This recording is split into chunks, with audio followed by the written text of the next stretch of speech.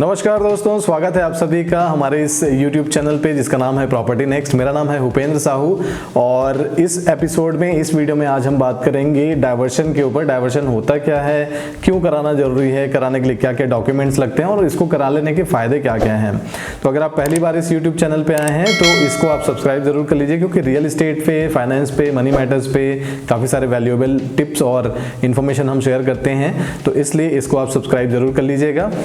आइए बात करते हैं डायवर्शन होता क्या है।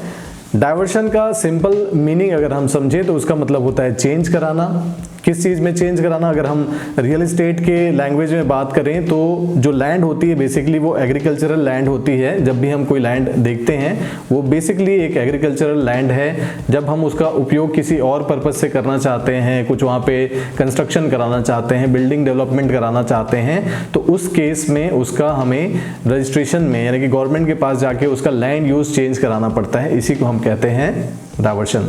डायवर्शन कराने के नियम क्या हैं और कौन कौन से तरीके के डायवर्शन हो सकते हैं?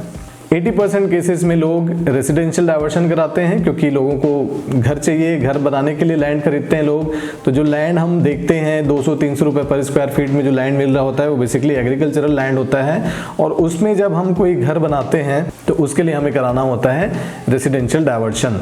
रेसिडेंशियल डायवर्शन के अलावा हो सकता है आपने उस लैंड को परचेज किया हो क्योंकि आपको वहाँ पे कोई शॉप ओपन करनी है, कोई कॉम्प्लेक्स खड़ी करनी है, या कोई बड़ा वहाँ पे आपको जो है मॉल डेवलप करना है। तो उस केस में उस लैंड का कमर्शियल डायवर्जन होता है, कमर्शियल डायवर्जन कराना होता है। इसके नियम, इसके कानून अलग हैं।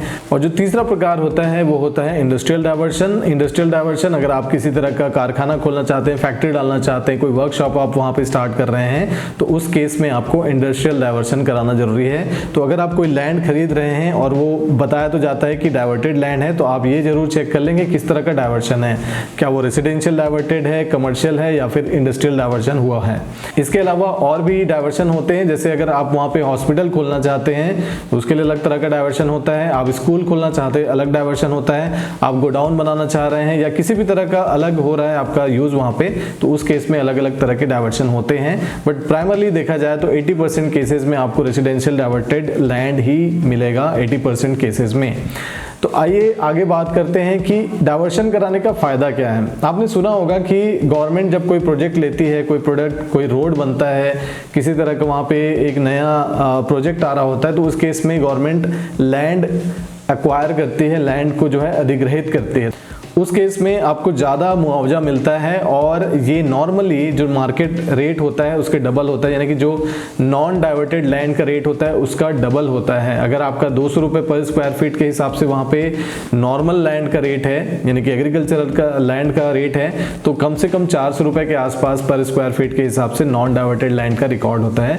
तो ये गवर्नमेंट के रिकॉर्ड में ही रेट जो है इंक्रीमेंट हो जाती है जब आप डाइवर्शन करा लेते हैं।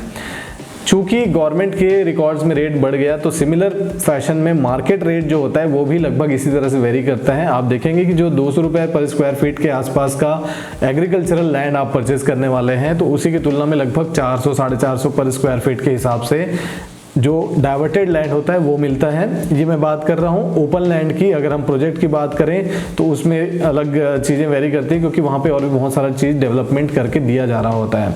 इसके अलावा बैंक्स जो है वो लोन देते हैं केवल डाइवर्टेड लैंड पे, आपको एग्रीकल्चरल लैंड पे लोन नहीं देती है बैंक्स।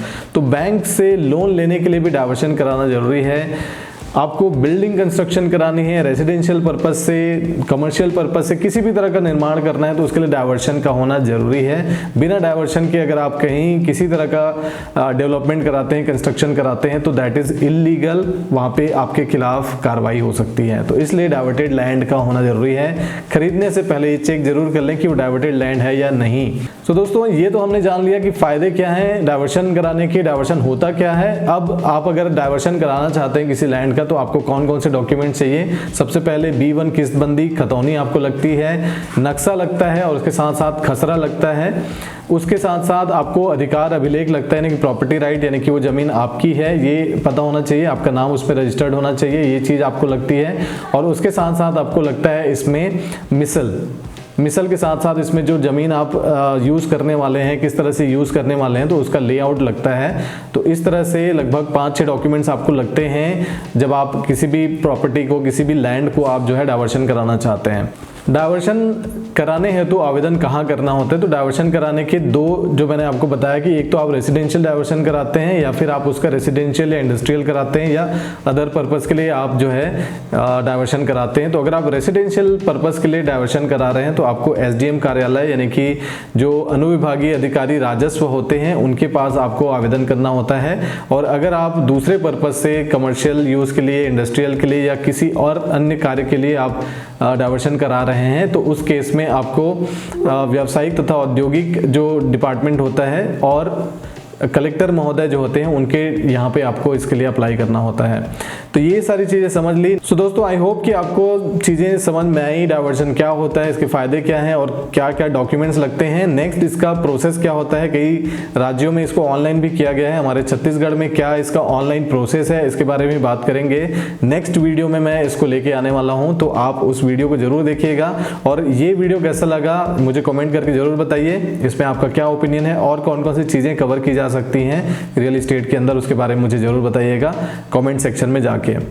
तो इसी के साथ मैं उपेंद्र साहू आप सभी से विदा लेता हूं, मिलते हैं अगले वीडियो में।